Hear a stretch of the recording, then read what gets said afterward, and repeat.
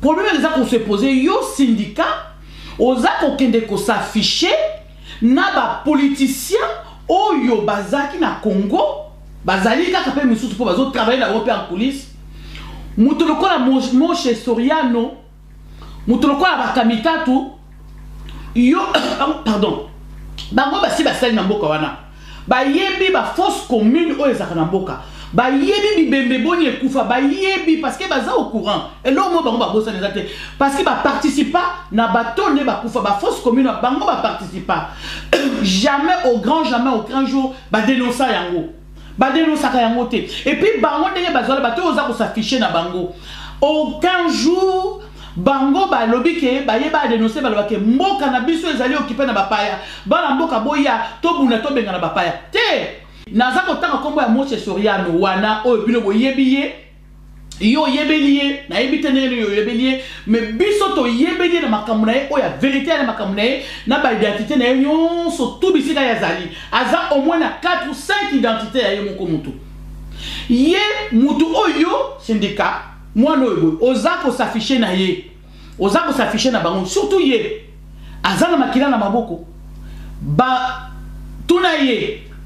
yo bomaka ba adepte ya Mukungubile en tant que gouverneur ya Katanga a tellement na télévision ba image ezali aloba ba kangela ye ba adepte ya Mukungubile moyennant $500 batu na ba crise wana pasi oyo bango ba ya kotia na avec son gouvernement ba kotia crise ba appauvrir ba peuple tanga moni $500 peuple qui memba dénonça ba dénonça ba adepte ya Mukungubile et ba adepte ya Mukungubile ba kanga bango et ba adepte ya Mukungubile ye Moshe Soriano Katumbi ozo telema na ye wana aboma bango batwana bakufa ba famille ba mona ta ba corté batwana bakufa bakenda ya yebi mususu lisusu ya Mukungubile e baza ebele penza mususu susu biso to yebi parce que to zana ba résistant en Afrique du Sud.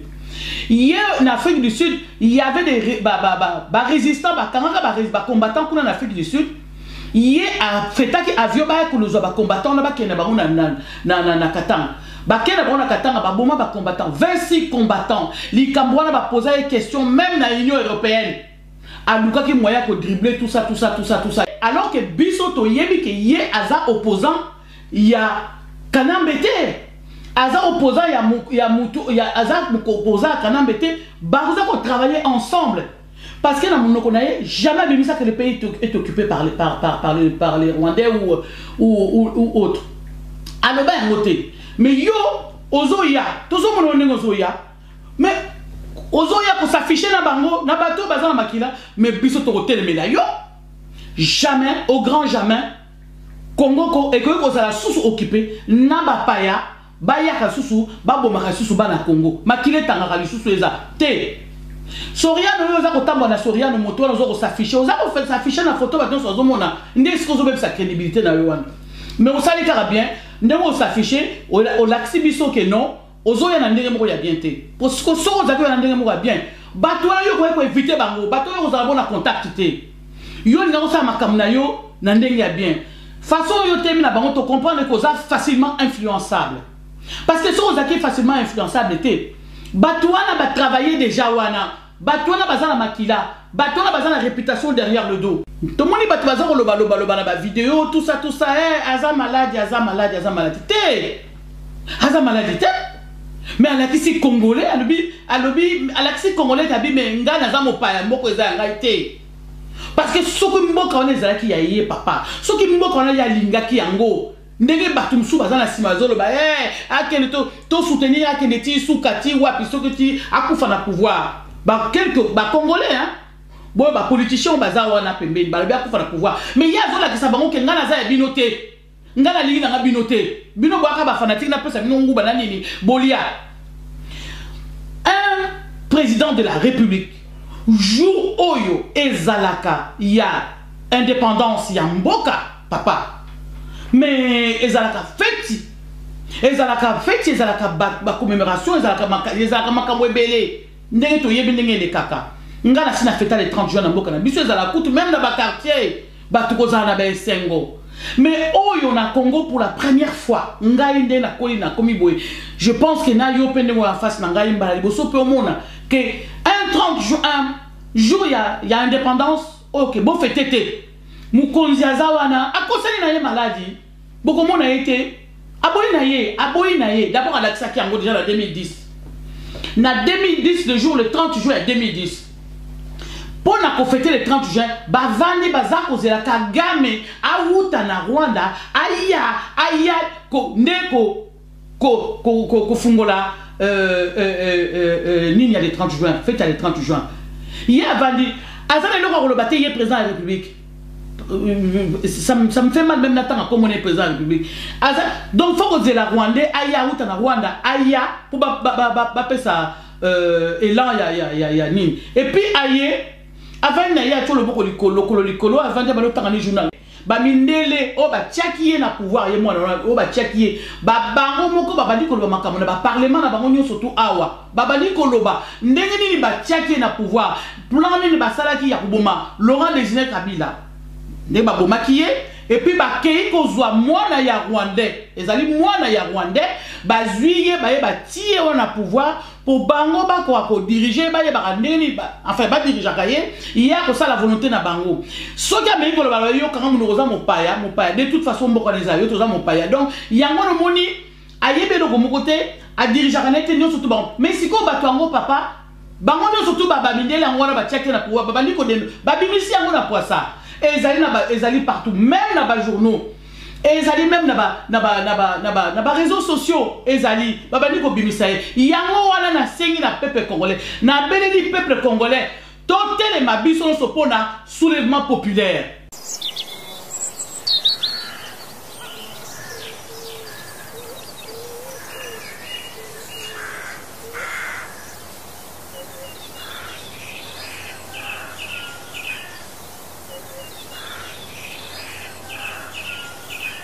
Maman Anto Mbote. Mbote papa. Maman Anto, to sepeli mingi komona yo lisusu lelo. Parce que ceux qui toyebe tomoni yo, ezaka souvent le cas au uti kokundola biloko na se ya mai. Alors maman Anto sango nini oyeli bande ko bazali kolanda yo. Merci mingi papa na question de poser ngai maman Anto na ye c'est parce que na ye ko sona bande ko na ba congolais. Et puis, naïe ko pesa un message particulièrement dans mutumoko o biso to moniye mingi alobi pe mingi na kombo ya ndeko syndicat dokolo. Donc yangwana mo naïe pour na ko pesa message pour naïe. Oui maman, c'est vrai, hein, tout ça comme on a ba vidéo et belé, ba vidéo et belé, tout ça comme on a syndicat de Colo, ça la déclaration, ba interview, ça pour commenter actualité politique, vraiment souvent il y a un beau cannabis au Congo. Donc en étant congolais et koki ko échapper au tétan au moni mutaza ko s'intéresser na likambo ya mboka na et surtout que mutango pe azali mopayate, azali nde cannabis au congolais. Donc il faut vraiment okoki ko l'excellent ko ndenge wana te. Te papa. Okoki ko l'excellent ko ndenge wana te wana moni, ça dit to moni ye mingi, alobi pe mingi, to yoki pe ye, to yoki ba message yo surtout oyo ye a komisi qu'il fallait comme na mato na biso aibake syndicat, message yo so yo komisaki et komi na mato na biso. Maloba o ndenge oza ko loba nyo so biso toza ko yoka yo tozo ko observer yo peu longtemps. Yangona to ye lelo ko expliquer yo ko yebisa yo oni biso toza na besoin ko loba na yo papa yango wana na besoin ko yebisa ndeko syndicat utango lobi biso toye justement batunye surtout ba ebioté ba yoki maman Anto c'est vrai tant lobi c'est ya mai ba tobele ba ebi pe na sobriquet ya maman ya c'est ya mai c'est ça. Mais bino banani alors d'abord ngai particulièrement maman Antoinette, oui, baebinga sobriquet maman Aséamai, Nazali, porte-parole, il y a Lingombo Babengaka, CCDP. CCDP, bayebi yango po balandarape biso, hein, ezelo ko asikate, tozonge la kasute, et c'est yebani vandi, bayebi yango, yende ko syndicat pe ayebi yango, oyo, ndeko na biso président na biso comme na yo Odombo. Yende azali yemta kambaka, Lingomba na biso ya CCDP, Odombo. Et ça structure monene ngana kat nazali maman porte-parole. Bon, maman to na bandi bandeko baza kolanda ba yoki que yo otindami na bato ya CCDP. Voilà. Na lingi to lingi puisque nga na lingi ngam nazali en face na yo mais bao baza kolanda bazali belé. Sango yango nini likambo yango nini message na yango ezali nini oyo zali kotinda epai ya syndicat dokolo. Ndeko syndicat dokolo na yeli yo pona koyebisa yo pona kopesa o message ya munene oyo yo il faut ça nango très attention. Yo oza congolais, oza mwana mboka. Histoire ya dokolo, oza congolais. Papa na yo azali congolais. Il y a pas de problème. Au collègue pas il y a pas de problème. Makambu nyo surtout oyo za koleka na Congo. Ba 2 mandats oyo tozali occupé, oyo mboka na biso zali envahi na Congo. Tu n'es pas censé le savoir. C'est-à-dire que oyebi yango. Ndenge mboka na biso ezali occupé. Yo oyebi yango très bien que Congo est occupé. Nazala ba message mi ba demisa sur opesa obuye. Syndicat ozali koya. Toza komona yo. Biso ne tozali doit ba résistant. Na kati ya résistance, c'est-à-dire to boya kamutute. Oya koya. Toko yambaye mena ndenge nini ya zoela na kata résistance toko ta makansine nini est-ce que azana discours moko na biso ya ke mboka eza occupé ke to benga na bapaya po mboka na biso ezali occupé total yo ndenge no za koya biso to lobi boy syndicat koya yo zo koya biso to ko sepela na ngote to sepela na ngote na ndenge nini na ndenge ke yo ozamwa na mboka ozana yo sang Obomite na Congo tout ça ozana makambo bango batumusu bazana ngo ba politiciens o bazali na Congo bazali na Congo bazana kata makila basima makila mi babomi mingi na Congo yo zaki no kuna na katite effectivement to longo yo wana problème les qu'on se poser yo syndicat oza ko kende ko s'afficher na ba politiciens o yo bazaki na Congo bazali kaka pe misusu po bazo travailler na Europe en coulisses. Mutolokola Moshe Soriano, mutolokola Bakamitatu, yo, pardon, bango basi basali na mboka wana, ba yebi ba force commune o ezaka na mboka, ba yebi bibembe boni ekufa, ba yebi parce que baza au courant, et là mo bango ba bossa nezate, parce que ba participa na bato ne ba kufa, ba force commune bango ba participa, jamais au grand jour, ba dénoncer yango. Et puis bango ndenge bazala bato oza ko s'afficher na bango aucun jour bango ba lobby ke ba yeba dénoncer ba lobake mboka na biso ezali occupé na bapaya bana mboka boya to buna to benga na bapaya te bango ba travailler na bapaya wana bango ba yebi makam na ndenge to komi de lo station zali boy bango ba yebi naza ko tanga kombo ya Moshe Soriano wana o bino bo yebi ye yo yebeliye na yebite nene yo yebeliye mais biso to yebeliye na makambo na ye o ya vérité na makambo na ye na ba identité na ye nyonso tout bisika ya zali aza au moins na 4 ou 5 identités ya ye moko mutu ye mutu oyo syndicat mwana oyo oza ko s'afficher na ye oza ko s'afficher na bango surtout ye aza na makila na maboko ba tuna ye yo bomaka ba adepte ya Mukungubile en tant que gouverneur ya Katanga à tellement la télévision ba image ezali aloba ba kangela ye ba adepte ya Mukungubila moyennant $500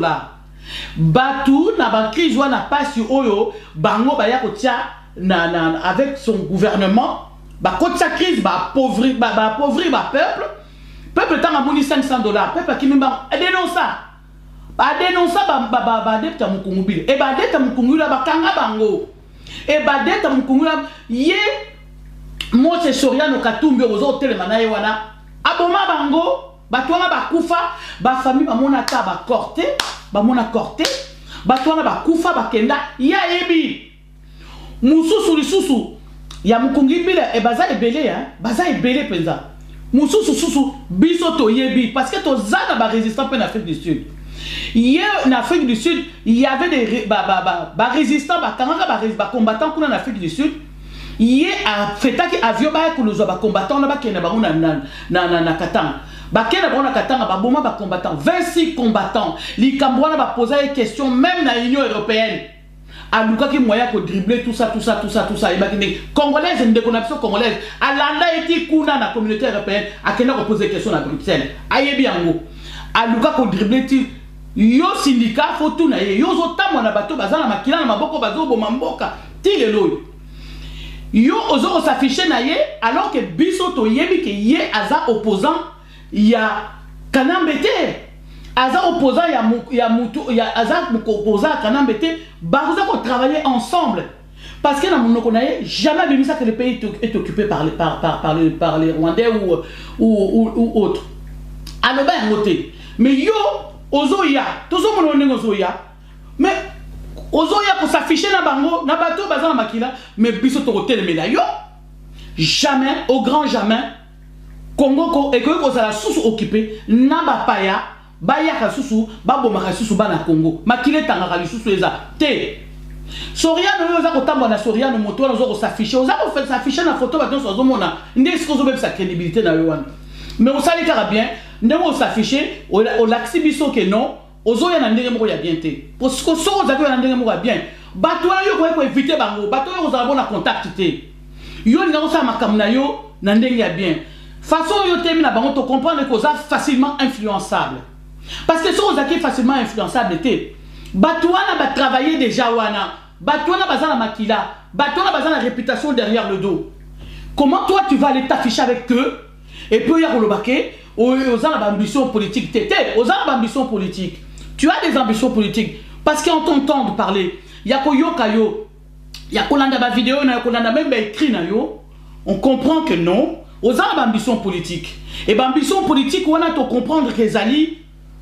vraiment ezali yote ezali batu na wana ova na bango Moshe Soriano bakabitatu lokola bango ba yebi que non ils ont déjà une couleur derrière le dos allez ba va pousser yo pour bango bazana sima to kotel melayo yeba ke biso ba résistant to kotel melayo jamais ça dit to retient groupe morona bango to retient groupe morona bango comment se fait-il toi tu viens aux congolais hein yo aux congolais ozoya na moi makanisa malam na bambiso malam ozo ko s'afficher sous na bato yo bazo boma baza ko bomati sikoyo parce que moto lokwa Moshe Soriano naza opposant wana nyonso basala ezali mascarade pour na ko embrouiller batou koloba ke voilà azali opposant accueilli à voyager c'est son wana ezali mayele notre bato pesa ki na ba Rwandais ça dit ça a été travaillé il y a un bureau à travailler kaka ba biloko ndenge wana pour ba embrouiller peuple congolais comme ba mesana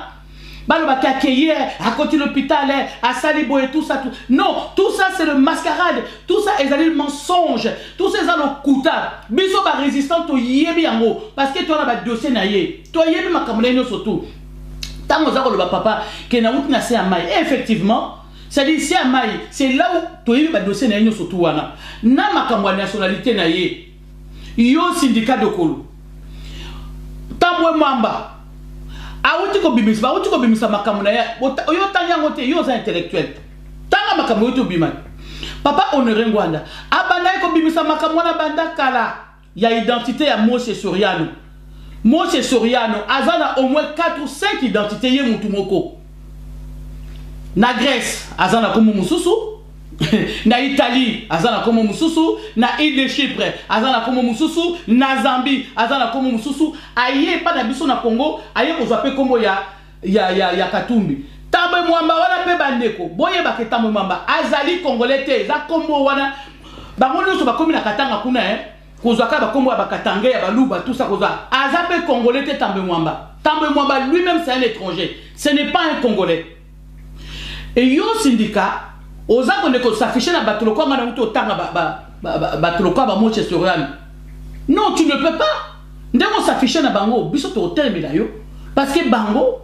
dossier na bango za malam te pona Congo Moshe Soriano azali mais ça dit tant to moni yo tant biso ba résistant to moni yo tembe me na Moshe Soriano ezala ko lo temi pembeni na Kanambe o azakuna ezala ko temi na Kanambe message na ko pesa o yango wana parce que ye Katumbi Soriano Moshe Soriano azali en connivence na mutu na bango oyo Hippolyte Kanambe baza en connivence c'est les mensonges on est dans le kuta yo oza ko s'afficher na bango c'est-à-dire biso to ko telemela toza d'accord te na yango voilà papa merci maman Anto kasi maman Anto tout le monde dit comment il y a de cela un jour, 2 jours, oui, tu connais Kakalami, il était Kakanikolo. Fête Mounen, les Alaki Namboka Nabiso, mon collègue le 30 juin. On a fait, on a Congolais, surtout à Ebiango. Mais tout le monde qui a YouTube, Facebook, moyen de communication, surtout au Lelo. Communiquer à la présidence que fête c'est Rosalate et bah tu vas vendre kaka na banda kuna ba méditer na banda kuna na bango. Alors tu ko yeba yo muto uti na sa ya mai. Peut-être na ba recherche na yo zwa ki eloko mususu info mususu po tout le monde a fait ya ndenge wana munene ba ke ko lekisango kaka ndenge wana. Merci papa. Donc dans le but na ko répondre na ndenge ya biso ba résistant na ndenge surtout à lingombo yo ngana zali porte-parole CCDP na biso ba résistant eza question mutu ya pasi eza question ya pasi munene parce que eloko quoi le 30 juin papa eloko quoi journée ya indépendance mais na monde entier eza la le 14 juillet eza la na Belgique eza la partout journée wana eza la journée moko ya commémoration eza très important eza la journée ya kosaka nango te. Le seul pays où Ezakali Nango, c'est le Congo. Dans le monde entier, c'est le Congo, Mokanabiso Congo. Mais papa, mon tour est là qui signe. Bon, mon aki, tout le monde est pas loba vidéo, tout ça, aza malade. Aza malade, mais à la qui congolais, à la qui congolais, mais ngana za mopaya, moko eza ngaite. Parce que ce que mboka on ezala ki yaye papa ce que mboka on ya linga ki yango ndenge batu msu bazana simazolo ba akene to soutenir akene ti sukati wapi ce que ti akufa na pouvoir ba quelques ba congolais hein bon ba politiciens baza wana pembeni ba bien akufa na pouvoir mais ya zola ki sabango ke ngana za ya binoté ngana lingi na binoté bino bwaka ba fanatique na pesa bino nguba na nini bolia un président de la République jour oyo ezalaka ya indépendance ya mboka papa mais ezalaka fête ezalaka ba commémoration ezalaka makambo ebele ndenge toyebi ndenge le kaka ngana sina fêta le 30 juin na mboka na biso ezalaka kutu même na ba quartier batu kozala na ba esengo mais oyo na Congo pour la première fois ngai nde na koli na komi boye je pense que na yo pende wa face na ngai mbala liboso pe omona que un 30 juin jour il y a indépendance ok bon fêté mukonzi azawana akosani na ye maladie boko mona été aboyi na ye d'abord à qui yango déjà en 2010 na 2010 le jour le 30 juin 2010 pour na fêter le 30 juin bavandi bazako zela Kagame awuta na Rwanda aya ko ndeko ko fungola nini ya le 30 juin fête le 30 juin il y a vandi azana loko le bataille président de la République ça me fait mal même n'attendre comme on est président de la République donc faut que la Rwandais aya uta na Rwanda aya pour ba pesa élan ya nini et puis aye avant na ya tout le boko likolo avant de balo tanga journal mais il s'en fout complètement bino bolobi ya ndengo ande mukonzi ya mboka yango ya ndengo ande boko fêter yango wana azako continuer yango banda wana tilelo azako continuer le 30 juin ba pesier consigne ba bitika bango ba congolais tika bango wana ya saliko ba ngai nazolo bango ezalinde pona ba congolais ba comprendre ezalinde alakisi ba congolais penza komi alakisi azola kisa sko polele ya papa ya ko bomba soute ke na lingi na binoté ke na za mboka na binoté parce que mukolo indépendance mutu surtout na mboka na ye afetaka mutu surtout na nini afetaka et pas na biso c'est le mbala liboso na mwana mokili ba politicien oyo baza ko landa ye na Simon baza ko simba ye balabi akendeti na suka mais peuple congolais mais bon mona ndenge nini jusqu'à quel niveau occupation rwandaise burundaise tout ça nous surtout botala ndenge nini occupation eza ko sala ba peuple congolais bandeko bola mukatos pona eloko papa eloko oyo ekoki lelo yo tokoyi ko sala eloko musute ka soulèvement populaire naza ko senga na bandeko soulèvement populaire to sala yango to telema to mi pesa consigne to mi pesa tala nazo lo ba bopo batu musu baza prêt bato mususu pona absolument populaire bazala bango prêt papa pour éviter bato mususu baza prêt mais mingi mususu bazala nous prêter mususu bazala les informer au fait ba yeba information en côté mais bon landaka biso tant tozo la biso ba résistant tant tozo la biso message bon landaka biso le 30 juin ba saboter Congo ba atamboli sur mitu na biso atamboli sur mitu ba mort na biso atamboli sur mitu ba présence surtout ba leka wana na Congo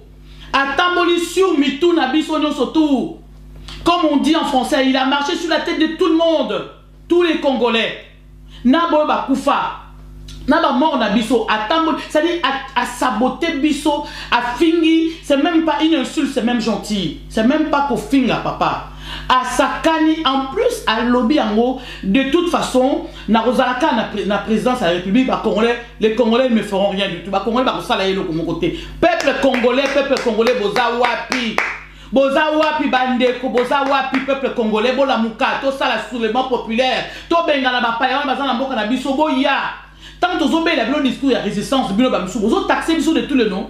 ba musu baza ko finga ba musu mais boza ko finga mboka za ko kendete botala. Oh, il y a le 30 juin, papa, et Zalinde et l'équipe. Et ça, qu'on finga insulte moko ya ko sakanate.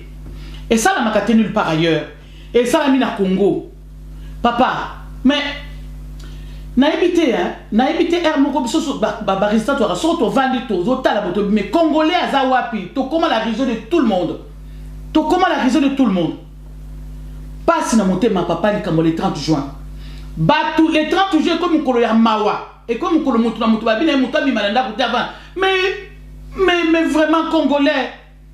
boya ko sangana biso na kata résistant to ça la soulèvement populaire to bengala mopaya wana to bengala ye asi andimi na ya lobine ki azana ye mopaya et puis il gouverne par défi alors bien très bien na ko vana kana pouvoir et puis ba congolais ba ko sala ngelo ko côté vous avez vu ça en tout cas papa question no tuninga likamba le 30 juin. Yango na nenga pesa yo réponse. Merci maman. Yango na papa bamindele o ba tiaki na pouvoir ye mwana o ba tiaki ba bango moko ba bandi ko loba makambo na ba parlement na bango nyo surtout awa ba bandi ko loba ndenge nini ba tiaki na pouvoir plan nini ba salaki ya kuboma Laurent Désiré Kabila ne ba bomaki ye et puis ba kei ko zwa mwana ya Rwandais ezali mwana ya Rwandais ba zuiye ba ye ba tie wana pouvoir pour bango ba ko diriger ba ye ba ndeni enfin ba diriger kaye il y a que ça la volonté na bango soki amei ko lo ba yo kanga muno koza mopaya de toute façon mboko les ayo toza mopaya donc yango no moni ayebe do ko mokote a diriger kana te nyo surtout bango mais siko bato yango papa bango nyo surtout ba mindele yango na ba tiaki na pouvoir ba ndiko de ba bimisi yango na poisa et ezali partout même na ba journaux et ezali même na ba réseaux sociaux ezali babandi ko bimisa yango wana na sengi na peuple congolais na beleli peuple congolais totele mabiso so pona soulèvement populaire pour nanga yango wana. Merci maman. Maman CMI mikoleleka ki tokaki ba message na banzolobela kango pe na vidéo ndenge ba bukaka prison ya makala batu bakimaka et puis parmi bato babimaka ne monanse me bimaka ba rumeur bimaki ya ndenge na ndenge là il y a quelques jours tout moni vidéo ne monanse mi asali na ba déclaration oyo asalaki na kati ya vidéo wana yo pe je crois mona ki vidéo wana point de vue na yo ezali nini na komona vidéo wana ya ne monanse papa la question posée si effectivement na moni ezotama na ba réseaux sociaux hein muton surtout amoni yango na moni yango biso ba résistant de tozali o nyonso akoya na ndenge ya malamu mpona ko libérer mboka toza na d'accord toza d'accord mwana nsemi ndenge aye ndenge bakangaki ya bimi tout ça mpona ko libérer mboka biso toza d'accord to ko soutenir moto aye mpona ko libérer mboka toza na d'accord. Bongo maman na bati moi question moko moke likolo wana toyoki pe kaka boya mikolomi bale witi koleka je crois mikolomi ça tout batu bakendaki ko buka commissariat ya Kalamu pena parquet ya grande instance on est à Mopanzi wana alors info on a pe komelaki je crois. Oui, ils ont circulé peu partout hein, pareil comme info il y a des monansemi ils ont circulé partout tout le monde qui va prison buka mais toza na lecture mi ba na kati wana soki ezali kaka bana mboka babimi na ba prison parce que mingi papa soko yebite bakanga ba prison wana basa eloko moko te boyebi na kati ya mboka oyo ezali occupé bakanga bato comme ça abusivement en fait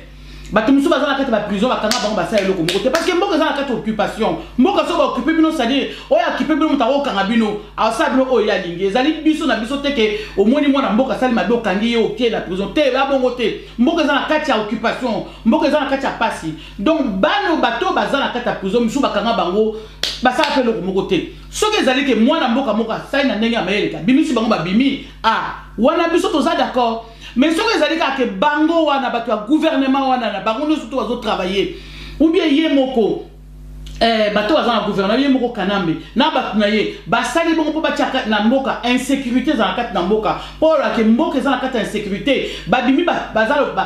surtout benga bango ba pyromane en fait batie moto et puis après baye na situation ya ba pompier po baya koboma ça po nango toko telemela bango pe toyeba en tout cas sur po nango en tout cas sur les akabino. Parce que tu yebi ke boza capable de sala, tu yebi ke boza ko sala un peu partout, na Kananga un peu partout, na Kivu partout, ba sala kango, ba za ko sala pour ba la ça communauté internationale,